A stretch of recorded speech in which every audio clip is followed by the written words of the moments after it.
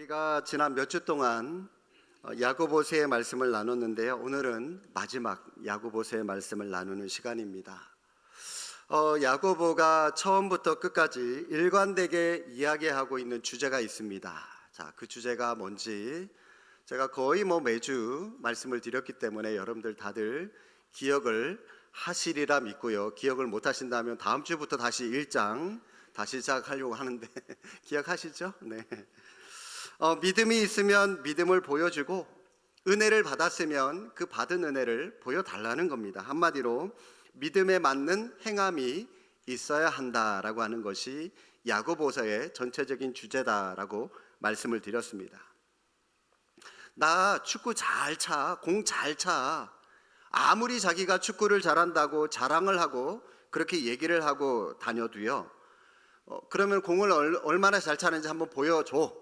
그렇게 했을 때 보여주지 못한다면 그 사람이 정말 공을 잘 차는지 축구를 잘하는지 여러분 우리가 어떻게 알 수가 있겠습니까? 몸으로 공 한번 차는 걸 보여줘야죠. 그래야지 사람들도 야 진짜 잘 찬다 인정할 수 있는 거 아닙니까? 자기 집에 금뚜껑이가 있다, 금덩어리가 있다 아무리 자랑해도요 보여줄 수 없다면 여러분 그 금덩어리가 있다는 걸 누가 알고 누가 믿을 수 있겠습니까? 믿음이 있다, 은혜를 받았다라고 하는 말을 믿게 하려면 말만 하지 말고, 믿음이 있다라고 말만 하지 말고 행동으로 보여줄 수 있어야 한다라고 하는 겁니다. 제가 신방을 가서 식사 대접을 받는데 말로는요 이제 그 권사님이 정성을 다해서 제게 이제 밥을 차려 주셨어요. 제가 말로는 와 권사님 어쩜 이렇게 국이 시원합니까? 뜨거운데도요. 어쩜 이렇게 시원합니까? 얘기를 하고요. 반찬도요. 어쩜 이렇게 맛있어요? 입으로는 야 권사님 최고입니다. 그렇게 얘기를 하는데 정작 밥을 제가 깨작 깨작 한 숟가락 겨우 떠먹고 두 숟가락 겨우 떠먹고 반 그릇도 안 먹었어요. 그러면은 그분이 정말 주목사 밥 맛있게 먹었다고 생각하겠습니까? 생각 안 하죠. 정말 제가 입에 맞게 정말 밥 맛있어요, 식사 맛있어요 그러면 거기에 맞게 권사님 더 주세요. 밥그릇 2공기, 3공기 더 먹어야 그분이 정말 제가 식사를 맛있게 했다라고 생각하지 않겠습니까? 우리도 나 예수 믿어요, 나 교회 다녀요 라고 말만 하지 말고 예수 믿는다면, 교회 다닌다면, 믿음이 있다면 부지런히 그 믿음을 보여줄 수 있어야 한다는 겁니다. 행동으로 보여줄 수 있어야만 여러분이 가지고 있는 믿음이 의미가 있는 것이고 그 믿음이 진정으로 능력이 있다는 것입니다. 오늘 본문 이제 마지막 말씀, 우리가 야고보서의 말씀을 나누고 있는데 특별히 고난을 극복할 수 있는 비결에 대해서 말씀을 하고 있습니다. 고난을 당할 때 우리가 대부분 가장 많이 할 수 있는 일은 뭐냐면 인내입니다. 일단 내 힘으로 어떻게 할 수가 없어요. 어려운 일이 있고 고난이 오면 일단은 인내입니다. 그리고 인내하면서 뭐가 필요할까요? 기도해야 되겠죠. 하나님이 고난의 시기를 이겨낼 수 있도록, 하나님 어떠한 역경이 와도 내 믿음이 무너지지 않도록 하나님 나를 붙잡아 주십시오. 기도하셔야죠. 인내와 믿음이 같이 가야 되는데 오늘 본문에도 그 말씀을 고스란히 야고보가 던져주고 있습니다. 13절 말씀 보시기 바랍니다. 너희 중에 고난 당하는 자가 있느냐? 그는 뭐 할 것이다? 기도할 것이다. 네. 불신자도 고난 당할 때 참으면서 인내까지는 할 수 있습니다. 어떻게 별다른 도리가 없으니까 그냥 참아요. 인내까지는 할 수 있습니다. 그러나 그들은 기도는 못합니다. 물론 자기들 나름대로 어떤 미지의 신이라든지 자기들이 섬기는 우상들이 있다면 그들에게 기도하겠지만 사실 그들의 기도는 마음의 안정을 얻기 위해서 하는 것이기 때문에 엄밀하게 따지면 기도라기보다는 호소에 가깝다고 할 수가 있을 겁니다. 그리고 여러분 이 기도라고 하는 것은 살아계신 하나님과 영적인 교제를 나누는 것이 기도의 본질이기 때문에 하나님이 살아계신다라고 하는 것을 믿고 인정하는 것은 우리 그리스도인들만 할 수 있는 것이지 않습니까? 그렇기 때문에 이 기도는 하나님을 인정하는 저와 여러분, 우리 그리스도인들만의 특권이다라고 할 수가 있는 것입니다. 세상 사람들은 몰라서 못하고 알아도 못합니다. 기도의 능력을 믿지 않기 때문에. 그런데 여러분 12절 말씀 또 한번 보실까요? 내 형제들아 무엇보다도 맹세하지 말지니 하늘로나 땅으로나 아무 다른 것으로도 맹세하지 말고. 맹세하지 말라라고 강조하고 있는데, 도대체 여러분 이 고난과 맹세가 무슨 상관관계가 있길래 이 고난에 대해서 얘기를 하다가 지금 생뚱맞게 이렇게 지금 이 맹세에 대해서 말씀을 하고 있는 것일까요? 가만히 생각을 해보시면 맹세와 고난이라고 하는 것이 서로 된다라고 하는 것을 알 수가 있습니다. 우리는 고난이 옵니다. 힘든 일이 옵니다. 그럴 때 많은 분들이 헛되고 의미 없는 맹세를 하는 경우가 종종 있습니다. 하나님, 이번 계약금만 좀 잘 성사가 되면 제가 하나님께 100만 원 헌금할게요. 맹세하죠? 하나님, 이번 위기만 잘 넘기면 제가 찬양대 대원으로 봉사할게요. 주일학교 교사로 제가 봉사할게요. 섬길게요. 하나님, 목사님이 하라는 거 제가 다 할게요. 그런데 그렇게 합니까? 예, 물론 여러분 필요한 각오라고 할 수가 있고요. 또 일이 잘 해결되면 본래 자기가 맹세한 대로 그대로 실천하는 분들도 있겠지만, 그런데 간혹 보면요, 대부분 의미 없는 헛된 맹세로 끝나는 경우가 많습니다. 내가 언제 맹세를 했었나 할 정도로 그 각오를 잊어버리는 경우가 있죠. 왜 그럴까요? 화장실 갈 때의 마음하고 화장실 나올 때의 마음이 다르기 때문이죠. 위급하고 어려운 일이 있을 때는 일단은 다급하니까 하나님을 찾을 수밖에 없어요. 그런데 그 일이 해결되고 나면 하나님이 어디 있습니까? 그냥 내가 일을 잘해서 그게 해결된 거지. 그러니 하나님께 이렇게 하겠다라고 맹세했던 것 홀라당 다 까먹어 버려요. 그냥 헛된 맹세로 끝날 때가 많다는 거죠. 지금 여러분이 마음먹을 어떤 각오들, 여러분들이 품고 있는 어떤 다짐들, 영원히 그것을 지킬 수 있을 것이다 라고 생각이 드십니까? 지금 맹세한 일을 무슨 일이 있어도 내가 지킬 수 있을 것 같다라고 그렇게 생각을 하십니까? 하나님의 이름으로 맹세한다. 죽을 때까지 너만을 사랑한다. 영원히 내가 너를 지켜줄게. 절대로 너에게 그런 일은 일어나지 않을 거야 라고 하는 그런 맹세하는 일을 우리가 조심해야 됩니다. 왜냐하면 여러분, 이 맹세한다라고 하는 것은 하나님을 의지하는 게 아니에요. 하나님의 이름으로 맹세하는 것이 아니라 맹세한 나 자신의 힘을 믿기 때문에 내가 할 수 있다라고 생각하기 때문에 내 이름을 걸고 내가 맹세하는 거죠. 지금은 내 힘으로 충분히 그걸 할 수 있을 거다라고 생각하니까 그렇게 우리가 맹세를 하는데, 그런데 여러분, 우리가 어떤 존재입니까? 우리는 사실 작은 일에도 쉽게 흔들리는 사람들 아닙니까? 별것도 아닌 일에, 사람들의 한 말에 거기에 흔들리고 세상의 문화에 휘둘리고 그런 연약한 존재가 우리들이지 않습니까? 사실 우리는 자기 자신조차도 믿을 수 없는 그런 연약한 존재들입니다. 맹세한 것을 절대로 어기지 않을 자신이 있으신가요? 살아가다 보면 무슨 일이 일어날지 모르기 때문에 맹세한 것을 사실 지키지 못할 때도 분명히 있을 수 있습니다. 그렇기 때문에 여러분, 이 절대로라고 하는 말을 절대로 하시면 안 됩니다. 아시겠죠? 왜냐하면 우리는 약한 존재들이기 때문입니다. 계속해서 여러분 14절 15절 말씀 우리 함께 한번 읽어보시겠습니다. 너희 중에 병든 자가 있느냐? 교회의 장로들을 청할 것이요, 그들은 주의 이름으로 기름을 바르며 그를 위하여 기도할지니라. 믿음의 기도는 병든 자를 구원하리니 주께서 그를 일으키시리라. 혹시 죄를 범하였을지라도 사하심을 받으리라. 혹시 죄를 범하였을지라도 15절 하반절에 말씀하시죠. 죄 때문에 병든 사람들은 회개하고 믿음으로 기도하면 병이 낫게 될 것이다 라고 말씀을 합니다. 자, 그런데 여러분, 이 말씀을 모든 환자들에게 다 똑같이 적용하지는 못합니다. 왜냐하면 모든 병이 다 이 죄 때문에 생긴 병은 아니기 때문입니다. 그래서 여러분, 모든 병이 다 죄 때문이야. 어떤 육신의 질병을 안고 살아가는 사람에게 저 사람 죄 지어서 저런 질병 당한 거야, 여러분, 그렇게 함부로 단정해서는 안 된다는 겁니다.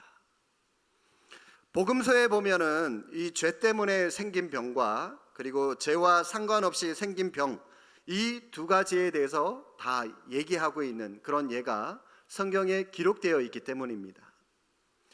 요한복음 9장에 보시면 날 때부터 맹인된 사람의 이야기가 나옵니다. 사람들이 예수님을 찾아와서 예수님께 이렇게 물어요. 주님, 저 사람이 저렇게 맹인으로 소경으로 앞이 보이지 않게 태어났는데 저거 누구 때문에 저런 질병을 안고 태어난 겁니까?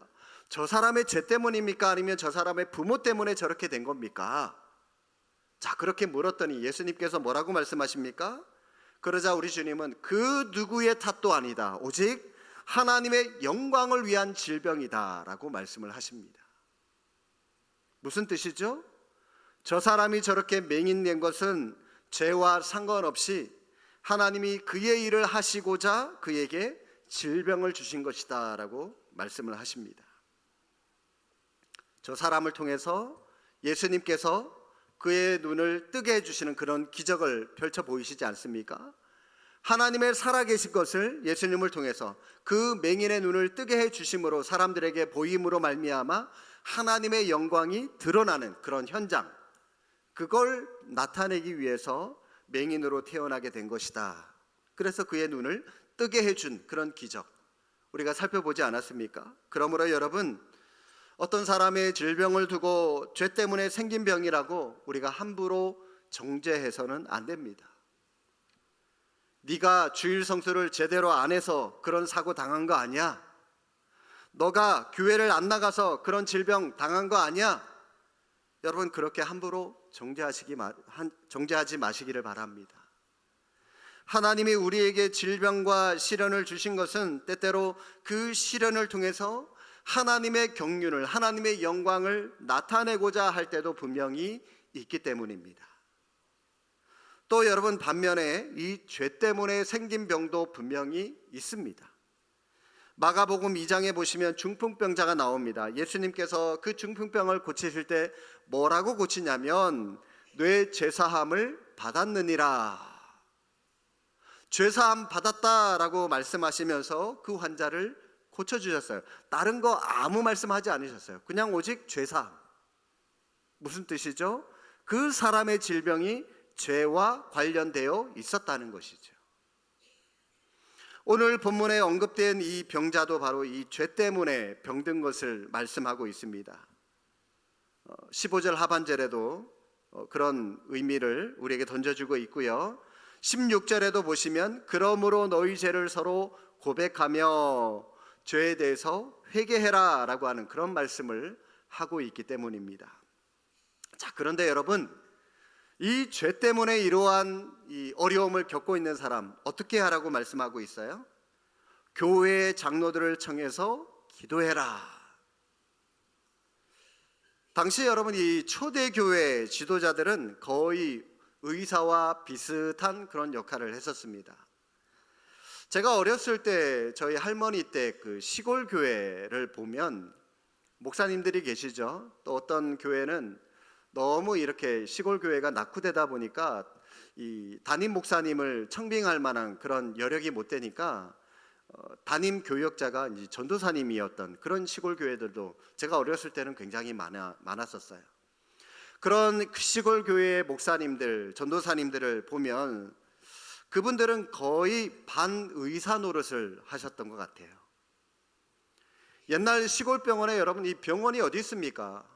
뭐 보건소도 그나마 시골에서 조금 커야 보건소가 있지, 아주 작은 그런 시골들은 보건소도 없어요. 뭐 오토바이나 경운기를 타고 한참 나가야 돼요. 더 큰 그런 시골들로 나가야 되는데, 교인들이 아프고 다급하니까 어떡합니까? 일단 한밤중에 뭐 어떻게 자기들이 할 수 없으니까 일단은 무조건 목사님을 찾아와요. 한밤중에 막 문을 두드려서 우리 아이 고쳐달라고, 내 남편 고쳐달라고. 그러면 목사님들이 비록 돌팔이긴 하지만 뭐 어쩔 수 없잖아요, 그죠? 목사님이 가지고 있는 그 약, 그리고 목사님이 알고 있는 민간요법을 가지고 최대한 이 환자들을, 그 성도들을 돌봐줍니다. 사람만 돌봐주는 게 아니라 개나 소, 자기들이 기르는 그 소, 이런 짐승들이 아파도요, 목사님이 이제 가서 고쳐주고 하면 간혹 이 목사님들은 수의사가 되기도 하고요. 뿐만 아니라 죽은 사람들이 있으면 이제 염도해주는, 또 때로는 목사님들이 장의사가 되기도 했었어요. 사실 이제 저희 할머니가 1990년에 돌아가셨는데, 그때도 시골 교회 저희 할머니 다녔었던 목사님께서 우리 할머니를 염을 해주시고 그러셨거든요. 초대교회 지도자들도 그런 상황에서 그런 책임을 져야 했었던 것 같습니다. 그래서 교역자를, 또 장로를 요청해서 나를 위해서 기도해 주십시오, 그렇게 요청하라는 거죠. 그리고 난 다음에 그 장로들 어떻게 하라고 말씀합니까? 그들은 주의 이름으로 기름을 바르며 그를 위하여 기도할지니라. 기름을 발라라 라고 말씀하는데, 여러분, 이 기름이 뭘 의미하는 것일까요? 많은 분들이 기름을 성령으로 생각하시는 것 같은데, 그런데 여러분, 여기서 언급하고 있는 기름은 문자 그대로 진짜 기름을 말합니다. 올리브 기름을 말합니다. 감람유. 사실 그 당시 뭐 의약품이 흔치 않았기 때문에 올리브 기름이 약으로 굉장히 많이 쓰였습니다. 그래서 이 기름을 바르라 라고 하는 이 말은 약을 발라줘라, 치료해줘라, 그 말로 여러분들이 보시면 됩니다. 자, 치료하면서 동시에 뭘 하라고 말씀하시죠? 그를 위해서 기도해라. 치료와 기도를 함께 할 것을 말씀하고 있습니다. 아프면 병원에 가서 치료받거나 약국에 가서 약을 사서 먹으면 됩니다. 그런데 여러분, 제가 사역했었던 이전에 어떤 교회에 모 권사님은, 어떤 분은 병원에 가거나 약을 먹는 것이 믿음이 없어서, 믿음 없는 사람들이 그렇게 약을 의지하는 거다라고 생각을 하면서 약을 안 드세요. 병원을 안 가요. 그러면서 끝까지 의학적인 치료를 거부하고 하나님이 낫게 해주실 것이다 라고 하는 기대로 무작정 기도만 해요. 그러다가요, 이 별것도 아닌 병을 점점 더 크게 키운 그런 사례를 제가 봤는데, 뭐 우리 가운데는 그런 분이 없으시겠죠. 하나님은 병든 자들의 치료하는 행위를 결코 제한하신 적이 없으십니다. 사람의 수단을 사용하지 않고 기도하면 하나님께서 낫게 해주실 것이다 라고 하는, 주님만 의지하겠다라고 하는 그분의 마음, 뭐 이걸 믿음이라고 해야 될지는 모르겠지만 그분의 마음, 틀림없이 대단해요. 그런데 여러분, 항상 이런 식으로 육신의 질병을 이해하는 것은 굉장히 위험하다라고 할 수가 있습니다. 오늘 본문에도 기름을 발라라, 무슨 말씀이죠? 치료해 줘라. 치료를 분명히 의료 행위를 말씀을 하고 있습니다. 당시 가장 인기 있는 대체의약품이 두 가지가 있었습니다. 하나는 포도주고요, 하나는 오늘 본문에 나오는 올리브 기름. 바울도요, 위장이 약한 디모데에게, 영적 아들이었던 디모데에게 이 치료를 할 것을 말하는데, 포도주를 조금 마셔라 그러면서 의학적인 수단을 사용할 것을 말씀했죠. 또 바울이 선교 여행 중에 함께 동행한 누가의 직업은 바로 의사였습니다. 예수님도 병든 자라야 의원이 쓸데있다라고 말씀을 하시면서 의사의 필요성에 대해서 말씀을 하셨습니다. 여러분, 이처럼 당시 포도주, 또 이 기름, 치료의 수단으로 사용되었고요, 의사도 분명히 있었다라고 하는 사실입니다. 기도해서 다 나을 것 같으면, 그래서 여러분, 의사, 약사 필요 없을 것 같으면 하나님이 세우시도 않으셨죠. 그런데 하나님께서 약사, 의사, 약국, 병원 하나님이 세우셨어요. 왜요? 그들의 도움 받으라는 거예요. 인간적인 의학도 도움 받으라는 거예요. 그런데 우리는 성경을 지나치게 영적으로만 해석하려고 하는 모습이 있습니다.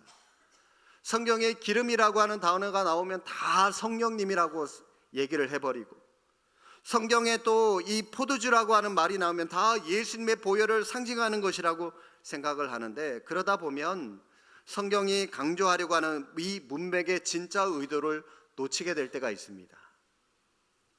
그런데 여러분, 이 기름, 포도주라고 하는 것, 당시 대체 의약품이었다라고 하는 사실을 여러분들이 기억하시기를 바랍니다. 그래서 바울은 치료를 해주면서 동시에 회복될 수 있도록 기도도 함께 해줘라 라고 얘기를 했던 것인데, 자, 그런데 여러분 14절 한 번 더 보십시오. 장로들이 기름을 바르고 기도를 하는데 어떻게 치료하고 어떻게 기도하라고, 누구의 이름으로 하라고 말씀을 하고 있습니까? 주의 이름으로. 자, 여러분, 여기서 중요한 것은 병자들에게 기름을 바르는 치료, 기도하는 모든 것들이 바로 주님의 이름으로 되어져야 한다라고 분명히 말씀을 하고 있습니다. 16세기 근대 외과학의 아버지로 불리는 이 프랑스의 유명한 기독교인이었던 외과의사 암브로스 파레라고 하는 사람이 있었는데, 이 사람은 자기 진료실 앞에 이런 문장을 써놨다고 합니다. 나는 상처를 치료하고 하나님은 병을 낫게 하신다. 의사는 상처를 돌보고 치료하는 것뿐입니다. 그리고 진정한 치료의 힘은 하나님으로부터 오는 것이다 라고 하는 그런 고백의 말씀이죠. 여러분, 기도 없이 치료에만, 의학적인 치료에만 매달리는 것, 그건 문제고요. 또 반대로 치료 없이 기도만 하는 것도 하나님 앞에 옳은 모습이 아닙니다. 치료하는 의료적인 행위와 또 하나님을 의뢰하는 기도가 함께 주님의 이름으로 진행되어져야 한다는 것이죠. 이스라엘 백성들이 광야에 있을 때 먹을 양식이 없었습니다. 그 허벌판인 그 모래사장밖에 없는 그 광야에 먹을 게 뭐가 있겠습니까? 그러니 하나님은 초자연적인 방법으로 만나와 메추라기 하는 것을 줄 수밖에 없었습니다. 그 상황에서는 그런 기적을 베풀 수밖에 없는 것이죠. 아무것도 먹을 것이 없으니까. 그런데 이스라엘 백성들이 가나안 땅에 들어가서 그들이 농사를 지어서 자신들의 힘으로 비로소 양식을 구할 수 있었을 때, 그때에서야 만나라고 하는 것이 그치게 되었습니다. 이처럼 하나님은 우리의 환경이나 우리의 힘이 미치지 못할 때 초자연적인 방법으로 우리를 도우시며 역사하실 때가 있습니다. 여러분, 지금도 하나님의 말씀이 들어가지 못하거나 성경이 들어가지 못하거나 성경을 공급하게 되면 붙들리면 죽음을 당하거나 옥에 갇히는 그런 나라들이 아직도 많거든요. 그러면 성경을 공개적으로 들고 가지 못합니다. 그런 나라다거나 아니면 예수의 이름을 전하지 못하는 그런 나라들에는 아직도 하나님은 여전히 기적이라고 하는 그 방법으로 이 복음을 전하십니다. 기적이 그런 나라에는 들어가요. 나타납니다. 그런데 여러분, 우리나라는 오늘날에는 옛날만큼 기적이라고 하는 것이 별로 나타나지 않죠. 왜요? 우리에게는 이 성경이라고 하는 특별한 은혜가 우리에게 주어졌기 때문입니다. 더 이상 여러분 기적이 필요 없어요. 왜요? 우리에게는 성경이 있으니까. 성경을 통해서 우리는 충분히 하나님을 알 수가 있기 때문에. 마찬가지입니다, 여러분. 우리가 할 수 있는 상황 속에서 모든 가능성과 수단을 적절하게 활용하며 살아갈 것을 하나님은 우리에게 요구하고 계시는 거죠. 이런 의미에서 적절히 치료를 활용하면서 동시에 하나님께 기도하며 하나님을 의지하는 모습이 우리에게 필요하다라고 할 수가 있는 것입니다. 자, 여러분, 마지막으로 17절과 18절 말씀 우리 다시 한번 더 읽겠습니다. 엘리야는 우리와 성정이 같은 사람이로되 그가 비가 오지 않기를 간절히 기도한즉 3년 6개월 동안 땅에 비가 오지 아니하고 다시 기도하니 하늘이 비를 주고 땅이 열매를 맺었느니라. 엘리야는 성정이 우리와 같다라고 말하는데, 자, 성정이 같다라고 하는 말은 엘리야도 우리와 똑같은 감정을 가지고 똑같이 행동을 하는 그냥 평범한 인간이다, 평범한 사람이다라고 하는 그런 말입니다. 엘리야가 어떤 위대한 하나님의 선지자로 특별한 능력을 가지고 있어서 비를 그치게 하고 3년 6개월 동안 비를 그치게 하고 비를 내리게 한 것이 아니라 우리와 그저 똑같은 평범한 사람이라는 거예요. 그런데 하나님은 그런 평범한 엘리야의 기도를 통해서 즉각적으로 들어주셨다는 것이죠. 그 이유가 무엇입니까? 지금 현재 이 강원도 강릉에 지금 가뭄이 있다고 합니다. 비가 오지 않아서 이 저수지가 지금 메말라가고 있다라고 하는 뉴스를 제가 엊그제 들었는데요. 비슷한 현상이 10여 년 전에 우리나라 그 태백 쪽에 있었습니다.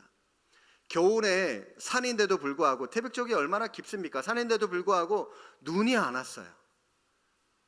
그래서 이 가뭄 때문에 많은 그 태백에 사는 많은 시민들이 고생한 것을 제가 기억을 하는데요. 비가 오지 않으니까 어떻게 합니까? 소방차로 물을 나르죠.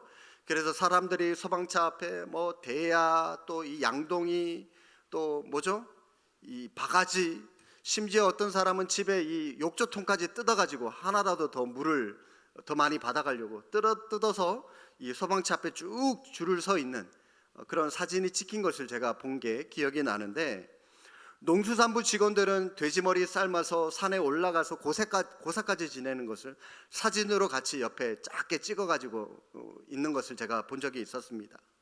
온 나라가 이 몇 개월 동안 비가 내리지 않으므로 고생한 것을, 난리가 난 것을 제가 기억을 하는데, 여러분, 엘리야 시대는요 3년 6개월 동안이나 비가 오지 않았습니다.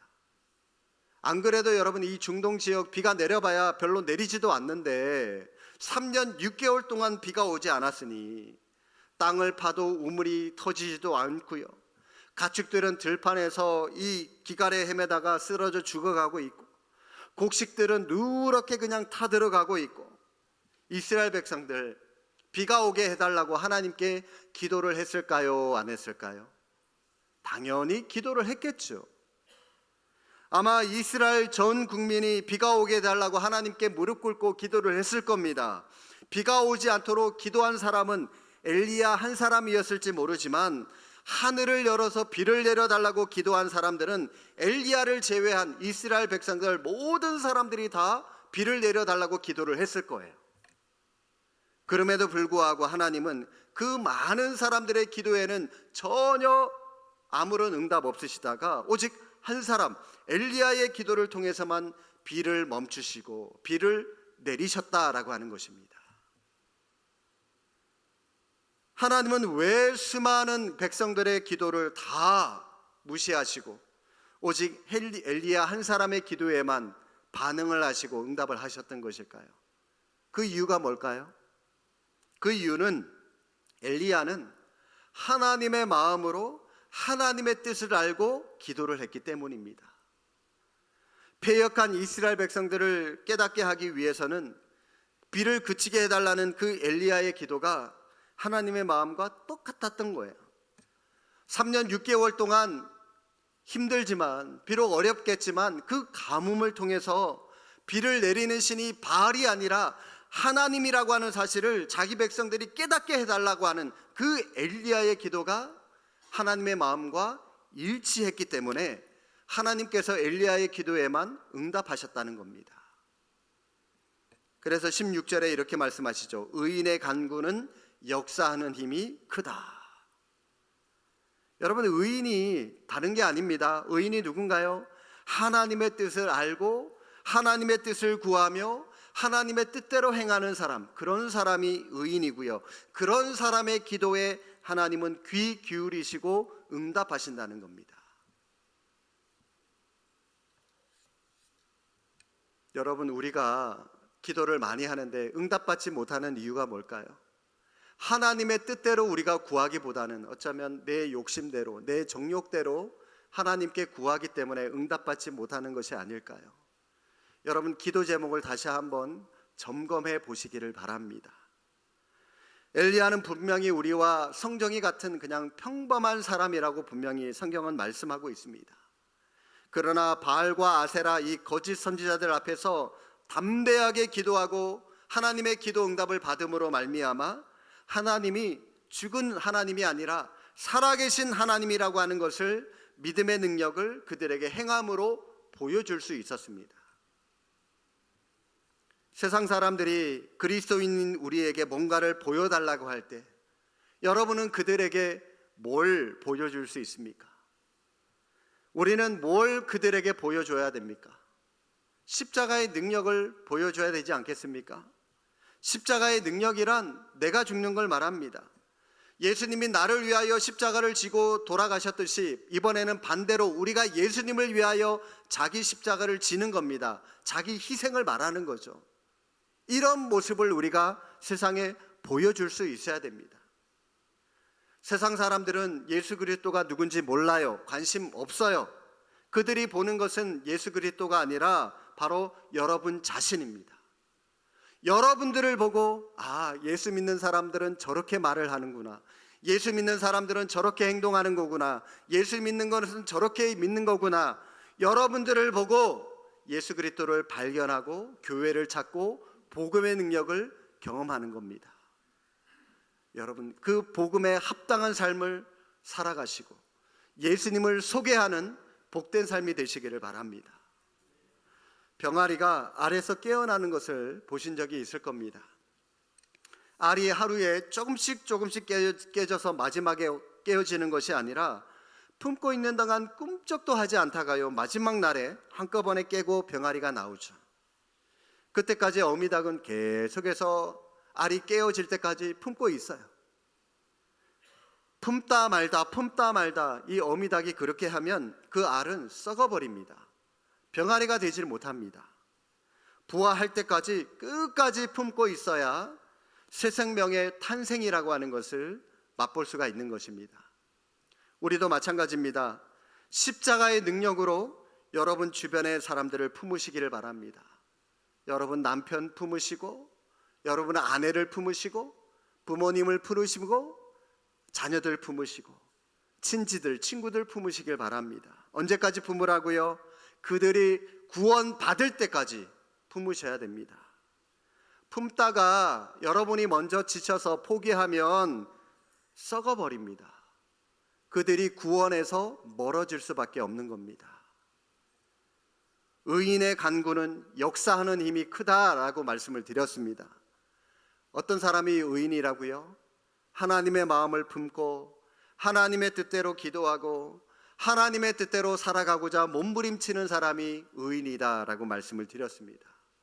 저는 여러분들이 이런 거룩한 의인으로 하나님 앞에 인정받는 자들이 다 될 수 있기를 바랍니다. 그래서 여러분의 기도를 통해서 구원의 역사가 나타나는 복된 믿음의 삶을 살아가시기를 주님의 이름으로 축복합니다. 기도하겠습니다.